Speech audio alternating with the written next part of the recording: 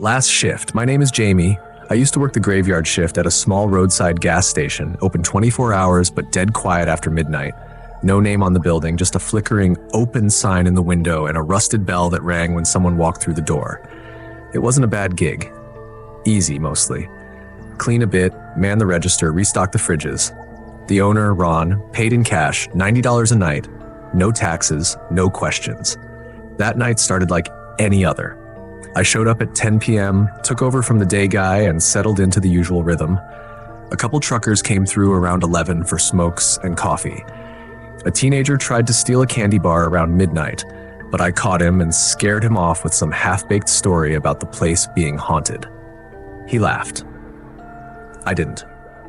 By 2 a.m., the station was silent again. I sat behind the counter with my feet up, sipping flat soda and scrolling through my phone. That's when the lights flickered, just once. Enough to make me glance up. I didn't think much of it. Old wiring, maybe. Then I heard it. The front door bell. Ding. But no one was there. I leaned forward, peering into the empty parking lot. Just the dim yellow lights buzzing overhead and the outline of a car parked off to the side. A sedan. Older model. Blue maybe, or green. It was hard to tell under the sodium lights. I didn't see it pull in. "Hello?" I called out. Nothing. I stepped out from behind the counter and walked to the glass doors. They whooshed open with that mechanical sigh I'd heard 1,000 times. Still no one. I walked outside, the cold air biting my skin. The car was there, but the engine was off. No lights. No sound. I walked toward it slowly. The driver's side door was open, keys still in the ignition, but no one inside. I looked around, half expecting some drunk guy to stumble out from behind the dumpsters. But the lot was empty. Deserted. Even the freeway that ran parallel to the station was quiet.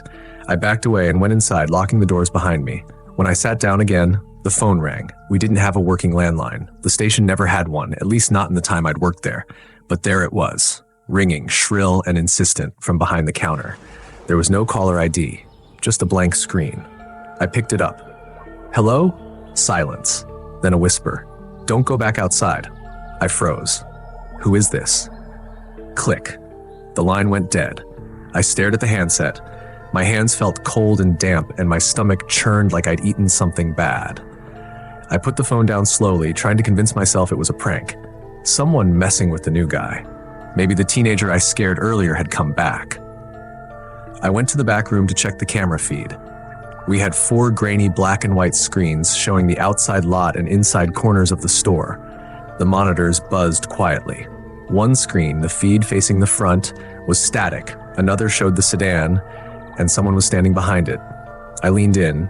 The figure didn't move, just stood there facing the back of the car. Pale. Still, almost mannequin-like. Could have been a trick of the light, except it wasn't there a few minutes ago. I watched, waiting for it to move, to give me something human. It didn't. Then the second monitor, the one facing the side of the store, flickered. The figure was closer now. No face. No features, just a pale shape, like a smudged reflection of a person. I slammed the office door shut and locked it. Back inside the room, I pulled out my phone. No signal, of course. I waited, eyes locked on the monitors. The feed outside the back door suddenly went black. Just a message. No signal. A loud bang echoed through the store, like something had slammed into the front glass. I jumped up, heart pounding, and crept out of the office. Everything looked the same.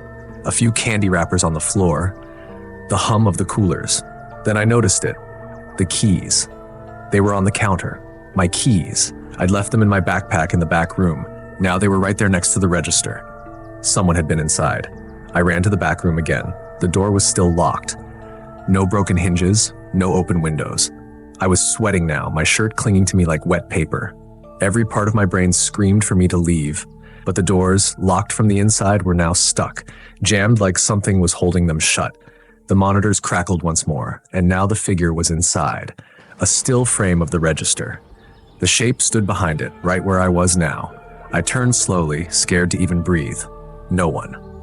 I reached beneath the counter, fingers trembling, and pulled out the emergency flashlight. Its beam flickered but held. I moved cautiously around the aisles, checking every corner. Empty. Then I saw the storage door at the back of the store, open just an inch. It had been locked earlier. "Hello?" I called out, voice cracking. No reply. I stepped closer. The air near the door was cold, unnaturally cold, like walking into a freezer. I raised the flashlight and pushed the door open with my foot. Nothing inside, just shelves, boxes of snacks, toilet paper, cleaning supplies, and one more thing. Photo pinned to the corkboard on the wall. It was old, yellowed with age. A group photo, 5 people in front of the gas station, same layout, same windows, but the people, my throat tightened. One of them was me, same face, same tired eyes, but the photo looked like it was taken decades ago.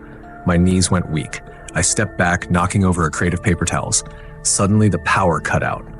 Darkness swallowed the store. And then in the silence, I heard it. Breathing. Right behind me. I turned fast, shining the flashlight. Nothing. I grabbed my keys from the counter and ran to the front door again. This time, it opened easily. The car was gone. The lot was empty. And when I looked back at the store, the open sign wasn't flickering anymore. It was off. Completely dark. I drove away, tires squealing, heart racing. I didn't stop until the sun was up. When I went back the next day to quit, the building was boarded up, like it hadn't been used in years, and there was no record of a man named Ron. No gas station listed at that address. Nothing. I don't work nights anymore, and I never take side roads, especially ones where the lights flicker and the air feels wrong. Some places aren't abandoned, they're waiting. My name's Jenna, and I'm telling you now, if you ever see a gas station with no name, no prices posted, and a blinking red open sign that doesn't blink in rhythm, keep driving. I didn't. It was nearly 1 a.m. I was 5 hours into a solo road trip for a job interview, and my dashboard had been blinking low fuel for at least the last 20 miles. I'd passed 2 exits with closed stations and 1 with a boarded up diner. So when I saw the gas station lit up like a carnival ride in the middle of pitch black, I didn't hesitate. I was tired, hungry, and running on fumes. The canopy was tall, too tall for a normal gas station. Almost stretched. There were 4 pumps, but only 1 had a working screen. The others were dark and cracked like they'd been hit with hammers. 1 even had vines curling up around it. Vines. At a gas station, that should have been enough to make me leave, but the pump worked. The screen was glowing faint green. It read, "Pump activated, prepay not required, $4.99 per gallon." Not cheap, but I didn't care. I started filling up. The air was oddly warm, humid almost, but it hadn't been earlier. I chalked it up to nerves. The lot was surrounded by trees on all sides. No cars, no road noise, no music, just the low hum of the overhead lights and something else. A clicking sound, like metal tapping on metal, faint, repetitive.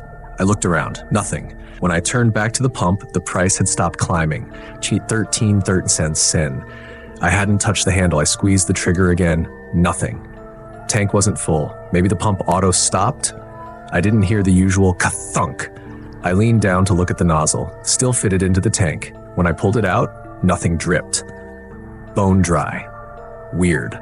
I was about to put it back when the screen flashed. "Thank you, Jenna." I dropped the handle. That wasn't just creepy. That was impossible. I hadn't used a card. I hadn't entered my name. No app. No ID. Nothing. I took a step back, and the lights above the pump went out. Not all of them, just the ones above me. The others stayed glowing, humming calmly. But now I stood under pure darkness, and my skin felt cold, like the air had been sucked out of the night. I turned to get in the car, but the driver's door was open. I didn't leave it open. I never leave it open. My heart thudded. I leaned down to look inside. Nothing stolen, nothing out of place. Except my rearview mirror had been tilted upward, facing the roof. I hadn't moved it. I adjusted it. Just reflex. And for a split second, I saw someone in the back seat. I spun around. No one. The back seat was empty, door still closed, but I know what I saw, a reflection, pale face, black eyes, watching me. I slammed the door shut, locked everything, and peeled out of the lot. No sign, no name, no receipt.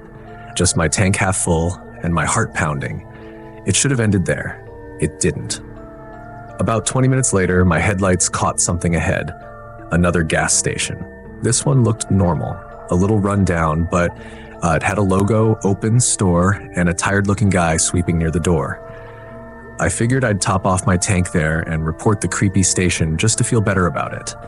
I pulled in, walked to the clerk, and asked if there were any other gas stations nearby, especially one back about 20 miles, no name, red blinking sign. The guy stopped sweeping. "You mean the old crooked stop?" Is that what it's called? He nodded, slowly. Ain't been open in years, burned down, I think. Used to be real popular before the bypass. Real weird spot, though. Place gave folks the creeps. I felt dizzy. No, this one was on. Lit up. Pump was working. I bought gas there just half an hour ago. He shook his head. Impossible. I drive this stretch every night. That lot's been empty since before I started working here. He looked at my car, then frowned. Hey, can I see your receipt? I don't have one, I said, but the pump charged me $13.13, said my name, didn't even ask for a card. He nodded slowly, eyes narrowing. Check your backseat. What? Just check. I turned to look through the window, empty, but when I opened the back door, my hoodie was there. The one I'd left at home, I hadn't packed it, and on the seat next to it, a receipt. I picked it up with shaking hands. Gas station, nump, pump, total, $13 in time, 1:13 a.m. Customer, Jenna, current. What the hell does that mean? I whispered. The clerk stepped back. You should go, he said, right now. I didn't argue. I drove to the nearest motel, locked the doors, and stayed up until dawn. I left the car running outside until the sun came up. Next morning, I checked my phone. I had a new voicemail. No caller ID, just static, and a whisper, next time, bring cash. That was a week ago. Last night, I got off work late, took a wrong turn, ended up near the bypass again. There was a gas station ahead, new sign, white canopy, modern pumps, looked legit. Except when I passed, I saw the red open sign blinking behind the glass door. Not flickering, blinking, in rhythm, like it was breathing. And every time it blinked, I swear, I heard that same metal tapping again, faint, closer. And I don't know how long I'll be able to avoid it because my car, it's burning fuel way too fast now. Every day, every trip, no matter where I go, and every fill up, 13 teens. No matter the price, no matter the pump. And today, the mirror adjusted itself, and I wasn't the one reflected in it. Graveyard stock. I'm Martin, and I run the night stock at a gas station / convenience store tucked between a truck stop and an overpass. It's your standard 2-pump setup with flickering signage, burnt-out bulbs, and that faint smell of fried food that somehow lingers even though we haven't had a fryer in 3 years. Most people assume graveyard shifts are boring. You just wipe counters, restock soda, pretend to mop, and occasionally ring up someone buying Monster and cigarettes. I used to think so too until last Thursday. Martin. I clocked in at 10:59 p.m. Jessica, the swing shift cashier, looked pale as paper. She barely said a word as she handed me the key and hustled out the door like she was being chased. Hey, everything all right? I asked. She just muttered, you'll see, and drove off. That should have been the first red flag. But I was more annoyed than anything. Jessica always left the beer fridge disorganized and the till short. As the hum of her engine faded, I locked the door and went to do inventory. Martin. It started with the cooler. I had just finished rotating milk when I noticed a shadow move across the back wall. Quick, like someone ducked behind the snack aisle. I paused, listened. Nothing but the AC and the usual buzz of that annoying ceiling light in aisle 3. Still, I walked around the corner. No one. I figured maybe it was a trucker who snuck in before I locked the door. Happens sometimes. So I double-checked every aisle, even called out, yo, we're closed inside. Pumps only after 11. Silence. Back at the counter, I checked the security monitor. 6 cameras, all blank. Every feed showed static, except for one, camera 4, the storage room. That one was pitch black, which was weird because I'd just been in there 5 minutes earlier and the lights were working fine. Martin. I figured maybe the breaker had tripped, so I grabbed the keys and made my way to the back. The hallway leading to the storage room felt colder than usual, like the air was heavier. The kind of cold that seeps into your joints, not your skin. The door to the storage room creaked open too easily. Inside, the light was off. I flipped the switch. Nothing. My flashlight caught rows of shelves, boxes of expired snacks, and the new shipment of windshield wiper fluid. Nothing unusual until I turned around. A pallet jack had moved. It was closer to the door than before, angled, like someone had pulled it out halfway, but I hadn't touched it all shift. Martin. I backed out and locked the storage room, telling myself Jessica probably left it like that. I returned to the register and rebooted the camera system. The feed flickered back one by one, all clear, except camera 4, still pitch black. I was about to call the boss when the motion sensor dinged. Someone had pulled up to pump 2. It was a delivery truck, unmarked, dull gray, no logos, no plate. Martin, normally deliveries come in during the day, but I wasn't going to argue if they were dropping supplies early. The driver didn't come inside, just stood by the pump, staring at the storefront. I waved. He didn't wave back. Figuring he might be lost, I stepped outside. The second I opened the door, the engine roared to life and the truck peeled out, tires screeching, leaving behind a thin, dark puddle by the pump. I walked over. It wasn't oil. It was thicker and red. Martin, I stumbled back inside, locking the door behind me. My hands were shaking. I checked the footage. Nothing on any of the outside cameras. No truck, no man, no puddle. But when I rewound the footage, there was one frame, just one, where something showed up. It was me, standing by pump 2. But the timestamp said 3:03 a.m., and it was only 1:27 a.m. I froze, watched it over and over. That future me was wearing the same clothes, but his mouth was open, like he was screaming. And someone or something was standing behind him. No face, just a long black blur, like it was made of static and ash. I shut off the monitor. No way was I going to sit there watching myself die 2 hours in the future. Instead, I stayed behind the counter. I didn't move, didn't blink, didn't even breathe too hard. Then, right at 2:48 a.m., the storage room door slammed. Martin, I bolted, grabbed the bat we keep under the register and ran toward the back. The hallway light flickered as I neared the door. I stood there, heart hammering, bat raised. The door creaked open on its own. Inside, the pallet jack was gone.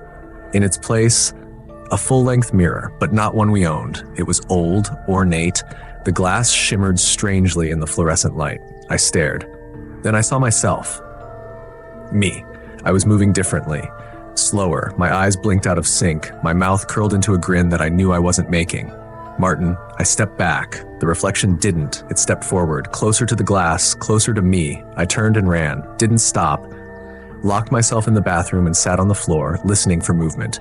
At 3:03 a.m. exactly, I heard something slam against the bathroom door. Not once. 3 times. Then silence. When I finally opened the door, the store was empty. The mirror was gone. No pallet jack, no truck, everything perfectly normal. Martin, my boss, called me at 6:59 a.m. just as the sun started to rise.